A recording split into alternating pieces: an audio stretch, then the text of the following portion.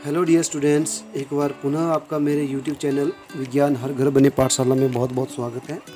पिछले वीडियो में हमने देखा था किस प्रकार जो है मनुष्य ध्वनि उत्पन्न करते हैं और ध्वनि के संचरण के लिए माध्यम की आवश्यकता होती है, ये भी हमने अच्छी तरह से पढ़ा था। चलिए आज के वीडियो में हम देखेंगे कि हम ध्वनि उत्पन्न करते हैं तो हमारे कानों में कैसे सुनाई देती है, हमें ध्वनि किस प्रकार सुनाई पड़ती है। अब कान का बाहरी भाग जो है कीप के आकार का होता है, आपको पता ही, सबने अपने कान देखे हैं। बाहर एक कीप के आकार का होता है। कीप का मतलब वो क्या किस लिए होता है, ताकि सारी ध्वनियाँ जो है अंदर को आसानी से जा सकें। जिसके सिरे पर एक पतली सी झिल्ली या दृढ़ता में तनित होती है, इसे कर्णपटल कहते हैं या ईयर ड्रम कहते हैं। ठीक है, अपना अपना कान देखिए आप। सबसे बाहर जो है आपकी झिल्ली होती है, नरम झिल्ली, इसको बोलते हैं हम कर्णपटल, कर्णपटह। ये क्या काम करता है, यह एक बहुत ही महत्वपूर्ण कार्य करता है। ये क्या करता है कि सभी ध्वनि को इकट्ठा करके अंदर की ओर भेजता है। चलिए अब हम एक कर्णपटह का कार्य देख लेते हैं कि एक टीन के डिब्बे का एक कर्णपटह कैसे बनाते हैं, हम देख लेते हैं। एक प्लास्टिक का अथवा टीन का डिब्बा लें, इसके दोनों सिरे को काटिए। अब डिब्बे के एक सिरे पर हम एक रबड़ के गुब्बारे को तान सकते हैं और इसके एक रबड़ के छल्ले को बांध सकते हैं। तनित रबड़ के ऊपर सूखे अन्न या थर्मोकोल के 4 या 5 दाने रखिए। आप अपने मित्र को डिब्बे के खुले सिरे पर हुर्रे हुर्रे बोलने को कहिए। ठीक है, अब चित्र 13.14 में दिखाया हुआ है, जैसे इसमें दिखाया हुआ है। तो आप क्या कर सकते हैं, अन्न के दानों का क्या होगा, क्या वो ऊपर नीचे उछलेंगे? बिल्कुल उछलेंगे। जैसे आपने प्लास्टिक के डिब्बे में नीचे से आपका हुर्रे हुर्रे किया, आवाज़ गई, तो उससे क्या हुआ, आपके मुंह से श्वास गई, हवा वायु गई, यानी आवाज़ गई, जिससे वो उछले। ठीक है, तो कर्णपटह का जो तानित रबड़ की सीट की समान होता है, रबड़ की सीट के समान होता है हमारा कर्णपटह, जिसमें ध्वनि की कंपन कर्णपटह को कंपित करते हैं। ठीक है, अब कर्णपटह कंपनों के अंतर कर्ण को भेज देता है। अब ये हमारा कर्णपटह है, बाहर वाला हिस्सा, यहाँ पे ध्वनि संचरित होती है और ये कंपायमान होता है। जब ये कंपायमान होता है तो ध्वनि को हमारा अंदर के आंतरिक कर्णपटल पे भेज देता है। ठीक है, इसको आंतरिक कर्णपटल बोलते हैं हमारा, यहाँ तक इसको भेज देता है। फिर यहाँ से जो है नर्व्स द्वारा जो है हमारे मनुष्य के मस्तिष्क तक संकेत जाते हैं और मस्तिष्क जो है इनको सुनता है। तो इस प्रकार हम ध्वनि को सुन पाते हैं। ठीक है बच्चों, तो जब कर्णपटलों से कंपन होता है तो यह आंतरिक कर्णों तक भेज देता है, वहाँ से संकेतों को मस्तिष्क तक भेज दिया जाता है। तो इस प्रकार हम ध्वनि को सुन पाते हैं। तो ये हमारा कर्णपटह है। ठीक है, ये हमारा कर्णपटह है। मानव का चित्र है, कान का चित्र, ये कर्णपटह। यह बाहर जो हमारा कीपनुमा स्ट्रक्चर है, यहाँ से ध्वनि आती है और यह अंदर के कर्णपटह को जाती है। ये कंपायमान होता है, इसको बोलते हैं पर्दा, कान का पर्दा बोलते हैं ना, इसको बोलते हैं कर्णपटह। जब ये हिलता है तो इसके थ्रू अंदर के भाग में हमारी आवाज़ आती है, जहाँ से ब्रेन में चली जाती है, दिमाग में चली जाती है और हम आवाज़ सुन पाते हैं। तो इस प्रकार जो हमारे आवाज़ सुनाई देती है। तो मुझे उम्मीद है बच्चों आपको समझ आया होगा किस प्रकार हमें आवाज़ सुनाई देती है। आगे देखते हैं कंपन का आयाम, आवर्तकाल या आवृत्ति क्या होती है। ठीक है, अब आयाम क्या होता है, आवर्त क्या होता है, आवृत्ति क्या होती है, आप 6ठी कक्षा में पढ़ चुके हैं। अब देखते हैं दोबारा। किसी वस्तु का बार बार इधर उधर गति करना क्या कहलाता है, कंपन कहलाता है। ठीक है, ये आपको पता है। जब कोई वस्तु गति करती है इधर उधर तो उसको बोलते हैं कंपन हो रहा है। अब ये गति दोलन गति भी हो सकती है, आवृत्ति गति भी हो सकती है, कोई भी गति हो सकती है। अब पिछली कक्षाओं में आपने दोलन गति और इसके आवर्तकाल के बारे में डिटेल में पढ़ा हुआ है, 6ठी कक्षा में आप पढ़ चुके हो। प्रति सेकंड होने वाले दोलनों की संख्या को हम क्या बोलते हैं, आवृत्ति बोलते हैं। प्रति सेकंड यानी 1 सेकंड में जितने दोलन होंगे उस दोलन को हम बोलेंगे दोलन की आवृत्ति।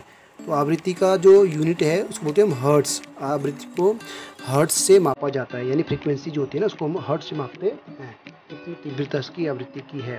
और इसको लिखा जाता है अंग्रेजी भाषा के HZ से, H कैपिटल और Z स्मॉल, इस लेटर से इसको लिखा जाता है।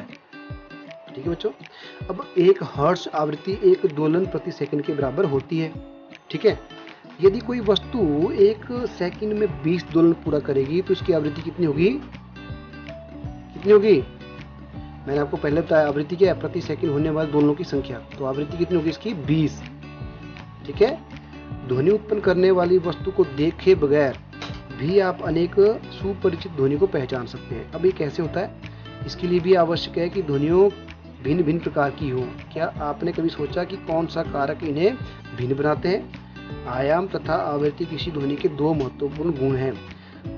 क्या हम ध्वनि को इनके आयामों और आवृत्ति के आधार पर अंतर कर सकते हैं? चलिए देखते हैं। प्रबलता और तारत्व। अब देखते हैं हम प्रबलता और तारत्व क्या होता है। ठीक है, वेवलेंथ इसकी क्या होती है, हम इसके लिए एक्सपेरिमेंट कर सकते हैं। एक धातु, क्या करेंगे हम, एक धातु का गिलास यानी स्टील का गिलास और एक चम्मच का, एक चाय का चम्मच ले सकते हैं। चम्मच को हम धीमे से गिलास के ऊपर से टकराएंगे, उत्पन्न हुई ध्वनि को सुनेंगे। अब हम गिलास पर चम्मच से जोर से आघात करेंगे। देखिए हमने क्या करना है, एक गिलास ले लेना है, उसके ऊपर हमने चम्मच से लटका देना है, चम्मच से धीरे से मारना है तो उसकी आवाज़ सुनिए हमने कैसी आती है। फिर जोर से मारना है तो हमने देखनी फिर कैसे आवाज़ आती है। ठीक है, और इस प्रकार हम एक थर्मोकोल की गेंद ले सकते हैं और स्टील के गिलास पे मार सकते हैं तो उसमें ध्वनि उत्पन्न होती है, कैसी होती है उसको भी हम सुन सकते हैं। ठीक है, तो हम क्या देखेंगे, हम देखेंगे कि जो आपकी थर्मोकोल की गेंद है उसका विस्थापन गिलास के कंपन के आयाम से होता है, यानी वो दूर जाता है कंपन के। जब हम चम्मच से गिलास को मारेंगे तो चम्मच की मार से गिलास की जो दीवार है बाहर की जो है उस पर कंपन उत्पन्न होगा। फिर हम थर्मोकोल की एक हल्के से पीस को बांध सकते धागे के, उसी समय हम उसको ले जाएंगे गिलास के साथ। तो गिलास का जो दीवार पे कंपन होगा उससे थर्मोकोल का जो बॉल जैसी है वो दूर चली ही जाएगी। ठीक है, तो ध्वनि की प्रबलता इसके आयाम पर निर्भर करती है। जब किसी कंपित वस्तु का आयाम अधिक होता है तो इसके द्वारा उत्पन्न ध्वनि भी प्रबल होती है। जब आयाम कम होता है तो ध्वनि बहुत ही मंद होती है। ठीक है बच्चों, मंद कब होती है, जब ध्वनि का आयाम कम हो, और जब ध्वनि का आयाम ज़्यादा हो या कंपित वस्तु का आयाम ज़्यादा हो तो ध्वनि प्रबल होती है। अब गिलास को पहले से धीमे तथा बाद में और अधिक बल से आघात कीजिए। दोनों स्थिति में आप कंपनों के आयामों की तुलना कर सकते हैं। ठीक है, तो ध्वनि की प्रबलता उत्पन्न करने के आयामों को वर्ग आयाम, यानी ध्वनि की प्रबलता जो है ना, ध्वनि उत्पन्न करने वाले कंपनों के आयाम के वर्ग के डायरेक्टली प्रोपोर्शनल होता है, यानी समानुपातिक होता है। इसका मतलब क्या हुआ, समानुपातिक का मतलब होता है, समानुपातिक का मतलब होता है कि जितने आपके ध्वनि की प्रबलता यानी ध्वनि उत्पन्न करने वाले कंपनों के आयाम बढ़ेगा उतनी ही आपकी ध्वनि की प्रबलता बढ़ेगी। जितनी तेज़ी से आप उसको ध्वनि उत्पन्न करने वाले कंपन उत्पन्न करेंगे उतनी ही तेज़ी से आपका ध्वनि हमें सुनाई देगी। ठीक है बच्चों, अब प्रबलता को डेसिबल यानी डीबी के मात्रा के रूप में व्यवस्थित हैं हम, यानी हम जो ध्वनि की प्रबलता है ना उसको डीबी से हम माप सकते हैं। निम्न सारणी से प्रत्येक स्रोतों से आने वाली ध्वनि को हम प्रबलता कुछ इस प्रकार लिख सकते हैं। जैसे सामान्य श्वास जो लेते हैं उसकी जो ध्वनि होती है वो होती है 10 dB यानी डेसिबल, और जब हम हल्के से मुस्कुराते हैं, मंद फुसफुसाहट करते हैं तो 30 डेसिबल, जब हम सामान्य बातचीत करते हैं तो 60 डेसिबल, और जब हम यातायात करते हैं बहुत भीड़ भड़के में तो 70 डेसिबल, और फैक्ट्री चलती है तो उसकी जो प्रबलता होती है 80 dB। तो 80 dB से अधिक प्रबल शोर शरीर हमारे लिए कष्टदायक होता है। 80 dB से अधिक की आवाज़ होती है हमारे लिए कष्टदायक होती है, जिसको हम नहीं सुन सकते ध्यान से। ठीक है, तो ध्वनि की प्रबलता इसके आयाम पर निर्भर करती है। जब किसी कंपित वस्तु का आयाम अधिक होता है तो इसके द्वारा उत्पन्न ध्वनि प्रबल होती है, और जब आयाम छोटा होता है तो ध्वनि मंद होती है। हमने ये देख लिया बच्चों। इसके बाद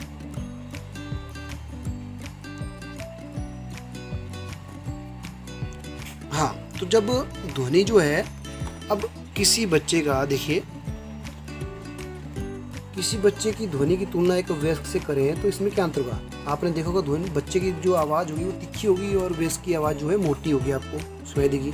तो इसमें भी क्या होता है, आवृत्ति की तीक्ष्णता जो है तारतम्य में निर्धारित करती है। अभी ये तीक्ष्णता यानी आवाज़ तीखी है या मंद है तो उसको बोलते हैं हम तीक्ष्णता। तो आवृत्ति की तीक्ष्णता जो होती है तारत्व पर निर्धारित करती है, उसके तारत्व को निर्धारित करती है। यदि कंपन की आवृत्ति अधिक है तो हम कहते हैं कि ध्वनि तीखी है। ठीक है, यदि कंपन की आवृत्ति अधिक हो तो हम कहते हैं ध्वनि कैसी है, तीखी। यदि कंपन की आवृत्ति कम हो तो हम कहते हैं ध्वनि के तारत्व कम है, यानी ध्वनि का तारत्व कम है। इसको बोलते हैं वेवलेंथ और थ्रस्ट। ठीक है, अब इसी प्रकार देखिए ड्रम बजता है तो ड्रम आवृत्ति ध्वनि का तारतम्य होती है, यानी ड्रम जो है जब ज़ोर से बजाया जाए तो उसका जो है आवृत्ति जो है, अगर जल्दी जल्दी ज़ोर से बजाया जाए तो उसका तारत्व बढ़ जाएगा, अगर धीरे से बजाया जाए तो उसकी तारत्व कम हो जाएगा।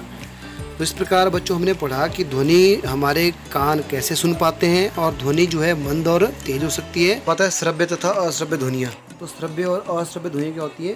देखिए, श्रव्य मतलब सुनने योग्य ध्वनियाँ और अश्रव्य मतलब जिनको हम नहीं सुन सकते वो ऐसी ध्वनियाँ। तो श्रव्य ध्वनियाँ क्या हुई? ऐसी ध्वनियाँ जिनको हम आसानी से सुन सकते हैं, हमारे कान, उनको बोलते हैं हम श्रव्य ध्वनियाँ। और ऐसी ध्वनियाँ जिनको हमारे कान जो है आसानी से नहीं सुन सकते, उनको बोलते हैं हम अश्रव्य ध्वनियाँ। ठीक है बच्चों। तो अब मैं आपको जो रेंज बता रहा हूँ इसकी, जो देखिए आपको पता है, हम ये कह सकते हैं कि हमारी जो 20 हर्ट्ज से कम की आवृत्ति की ध्वनियाँ होती है मानव कान द्वारा नहीं सुनी जा सकती। जिन ध्वनियों की जो आवृत्ति होती है 20 हर्ट्ज से कम होती है वो हमारे कान नहीं सुन सकते। और ऐसी भी ध्वनियाँ जो हम नहीं सुन सकते उनको बोलते हैं अश्रव्य ध्वनियाँ। और लगभग 20,000 हर्ट्ज से ऊपर की ध्वनियाँ या 20 किलो हर्ट्ज से ऊपर की ध्वनियाँ हमारे कान नहीं सुन सकते। तो हमारी जो सुनने की क्षमता कितनी है, रेंज कितनी है, हम 20 हर्ट्ज से लेके 20,000 हर्ट्ज तक की ध्वनियाँ सुन सकते हैं। यानी इसके बीच की जो ध्वनियाँ होती है उनको बोलते हैं हम श्रव्य ध्वनियाँ। तो ऐसी ध्वनियाँ जिन्हें हमारे कान अच्छी तरह सुनाई दे सकते हैं या सुन सकते हैं उनको बोलते हैं हम श्रव्य ध्वनियाँ। और ऐसी ध्वनियाँ जिन्हें हमारे कान अच्छी तरह से नहीं सुन सकते उनको बोलते हैं अश्रव्य ध्वनियाँ। तो बच्चों ये भी आपको अच्छी तरह समझ आ गया होगा। ठीक है। हाँ, इसमें एक और चीज़ है समझने वाली, जो कुत्ते होते हैं उनकी जो सुनने की क्षमता होती है ना वो बहुत ही निम्न होती है। यानी वो मनुष्य से जो वो ध्वनियाँ जो मनुष्य नहीं सुन सकते वो भी कुत्ते सुन सकते हैं। तो वो 20,000 हर्ट्ज से अधिक की आवृत्ति की ध्वनियों को भी सुन सकते हैं कुत्ते। ये उनकी क्षमता होती है। इस प्रकार जो है कुत्ते के जो सुनने की क्षमता होती है मनुष्य से कहीं अधिक होती है। ठीक है बच्चों, चलिए आगे देखते हैं। अब आता है हमारा शोर। और हाँ, इसमें रेंज की बात की तो मैंने आपको बताई दी, 20 हर्ट्ज से लेकर 20,000 हर्ट्ज के बीच में हम सुन सकते हैं। यानी हमारा अर्थ यह है कि केवल हम 20 हर्ट्ज से लेकर 20,000 हर्ट्ज के बीच की आवृत्ति वाली ध्वनियाँ ही सुन सकते हैं। अब आता है शोर और संगीत। तो शोर और संगीत में क्या अंतर है ये देख लेते हैं। शोर क्या होता है और संगीत क्या होता है? हमारे चारों आपको पता है अनेक प्रकार की ध्वनियाँ सुनाई देती है। कुछ ध्वनियाँ हमें बड़ी सुख देती है और कुछ ध्वनियाँ हमें बड़ा परेशान करती हैं, ये कष्ट पहुंचाती हैं। तो ऐसी ध्वनियाँ जो सुनने में बड़ी सुखद और अच्छी लगती हो उनको बोलते हैं हम संगीत। और ऐसी ध्वनियाँ जिनको सुनने से हमें कष्ट हो और अप्रिय ध्वनियाँ हो उनको बोलते हैं हम शोर। ठीक है। तो शोर और संगीत में आपको अंतर समझ आ गया होगा। शोर क्या हुआ, पहले तो हम संगीत देखते हैं। वे ध्वनियाँ जिनको सुनकर हमें आनंद आता है, हमारे कान को सुनने में अच्छी लगती हैं, उनको बोलते हैं हम संगीत। और वे ध्वनियाँ जिनको सुनकर हमें कष्ट होता है, हमें अप्रिय ध्वनियाँ लगती हैं, उनको बोलते हैं हम शोर। ठीक है। तो इस प्रकार जो है शोर और संगीत क्या होता है ये आपको अच्छी तरह से समझ आया है। चलिए बच्चों, आज की वीडियो को यहीं ख़त्म करते हैं। अब मिलते हैं इसके आगे के टॉपिक को अगले वीडियो में। चलिए आज का कार्यपत्र देख लेते हैं। आज के कार्यपत्र में हमने क्या क्या समझा, अपनी समझ को परख लेते हैं। तो बच्चों ये रहा आज का कार्यपत्र। देखिए इसमें पहला प्रश्न है आपका, श्रव्य तथा अश्रव्य ध्वनियाँ क्या होती हैं। अब आपने ये बताना है श्रव्य और अश्रव्य ध्वनियाँ क्या होती हैं, मनुष्य के कान कौन कौन सी आवृत्ति की ध्वनियाँ सुन सकते हैं और कौन सी नहीं, यानी रेंज बतानी है। प्रश्न नंबर 2, शोर और संगीत में क्या अंतर होता है। तो जो आपने आज की टॉपिक में पढ़ा है अच्छी तरह से आप इनको बता सकते हैं और समझा सकते हैं। तो मुझे पूरी उम्मीद है बच्चों आज का कार्यपत्र भी आपको अच्छी तरह समझ आया होगा। चलिए इस वीडियो को यहीं ख़त्म करते हैं, मिलते हैं इसके आगे के टॉपिक के साथ अगले वीडियो में। तब तक के लिए अपना ध्यान रखिए और पढ़ते रहिए।